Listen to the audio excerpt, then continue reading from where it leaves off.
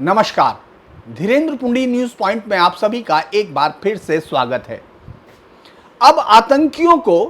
भारतीय सेना के हमले क्या सपने में भी नजर आने लगे? लश्कर तैयबा, जैश ए मोहम्मद, उनके हेडक्वार्टर को भारत ने जिस तरह से 7 मई को उड़ाया था, उसके बाद से अब म्यांमार में बसे हुए जो आतंकी संगठन है, जो लंबे समय से भारत के खिलाफ अभियान चलाते थे, हालांकि कुछ समय से वो शांत पड़े थे, उनकी तरफ से भी ये दावा आने लगा कि भारत ने ड्रोन से उन पर अटैक किया और उनके नेताओं को मार गिराया। ये आज की अभी की कुछ देर पहले की खबर है कि किस तरह से जो United Liberation Front of Assam independent यानी उल्फा का जो संगठन है, उसने एक बड़ा दावा किया। बाकायदा प्रतिबंधित ये संगठन है भारत में, इसने दावा किया कि भारतीय सेना ने म्यांमार सीमा पर उसके शिविरों पर ड्रोन और मिसाइल से हमले किए, जबकि भारतीय सेना ने इस तरह के मामले से इनकार किया है। लेकिन ये जो एक प्रेस कॉन्फ्रेंस को उल्फा ने बयान जारी किया, उसने कहा कि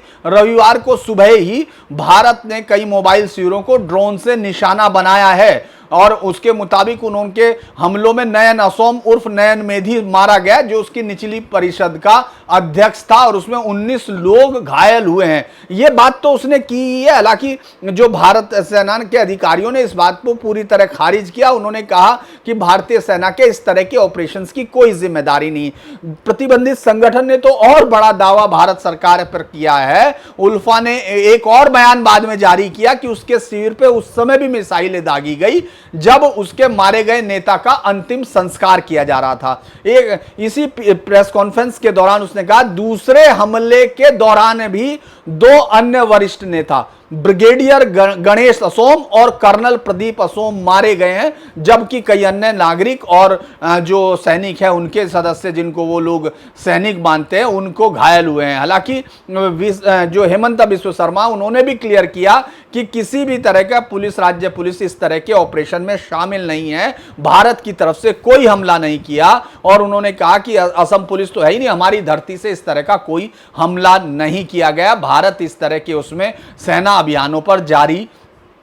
करती है एक रिपोर्ट, तो ऐसी कोई रिपोर्ट अभी तक नहीं आई है। दरअसल ये कोई नई बात नहीं है, क्योंकि भारत की सीमा पर म्यांमार के अंदर भारतीय सेना ने कई बार इस तरह के हमलों को अंजाम दिया है, जब ऐसे आतंकी शिविरों से कोई खतरा भारत को होता रहा है। अगर हम इसको इतिहास के नजरिए से देखें तो जून 2015 की सर्जिकल स्ट्राइक, जिसे ऑपरेशन हॉट परस्यूट कहा जाता है, वो बड़ा ये भारतीय सेना ने जो म्यांमार के अंदर किए गए, हालांकि ये कहा गया था कि बॉर्डर्स पर है ये, लेकिन ये माना जाता है ऑफ द रिकॉर्ड्स में कि ये अंदर तक किए गए प्रसिद्ध ऑपरेशन थे। ये हमला मणिपुर में चंदेल जिले में भारतीय सेना के काफिले पर हुए एक घातक हमले के जवाब में किया गया, जिसमें हमारे 18 जवान शहीद हुए थे। भारतीय सेना की जो पैरा एसएफ थी, उसने सीमा पार करके nationalist socialist Council of Nagaland Khaplang के शिविरों को निशाना बनाया था और एक सफल सर्जिकल स्ट्राइक कहा गया था। आज के घटना में भी ये जान लीजिए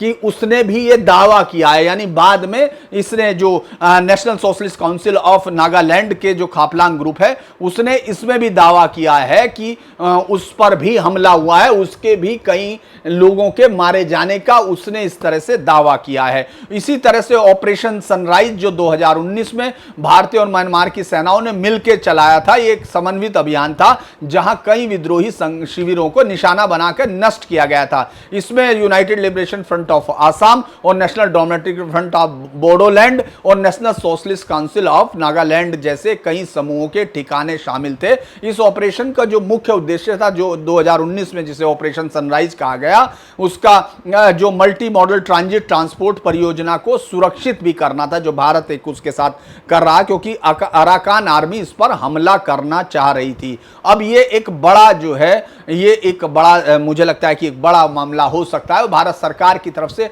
अभी इस पर जो सेना ने डिनाई किया और भारत सरकार की तरफ से कुछ आधिकारिक पुष्टि नहीं हुई है, लेकिन यह बात तय है कि अब आतंकी संगठनों में इस बात का आरोप लगाना भी एक माना जा सकता है कि वो आरोप, लेकिन अगर मारे जाने की बात कर रहे तो कई सारी संभावनाएं बनती हैं कि भारत उनको, चूंकि जिस तरह से मणिपुर में लगातार हथियारों की आमद है, उसको रोकने की कोशिश पूरी भारत सरकार की तरफ से, और बड़े से बड़े AK-47, AK-56 बड़ी मात्रा में हथियार आ रहे हैं। तो भारत सरकार की तरफ से ये एक बड़ी संभावना है कि वो इस तरह के निरोधक रक्षा को देख सकती है। हालांकि भारत की तरफ से कोई अटैक नहीं हुआ, ये भारत सरकार का, भारतीय सेना का अभी का मौजूदा रुख है। लेकिन मणिपुर में जो रिश्ता है, जो मणिपुर में जिस तरह से बाहरी ताकतों का और खासतौर से म्यांमार का जो किया जा रहा है, मुझे लगता है कि वो एक बड़ा मामला है। इसके अलावा जो अगर हम लोग देखें कि भारत सरकार की अब जो नई नीति है कि अपनी सीमा की सुरक्षा के लिए किसी भी खतरे का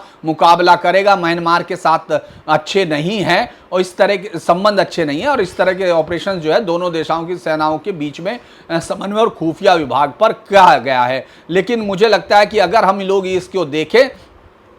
तो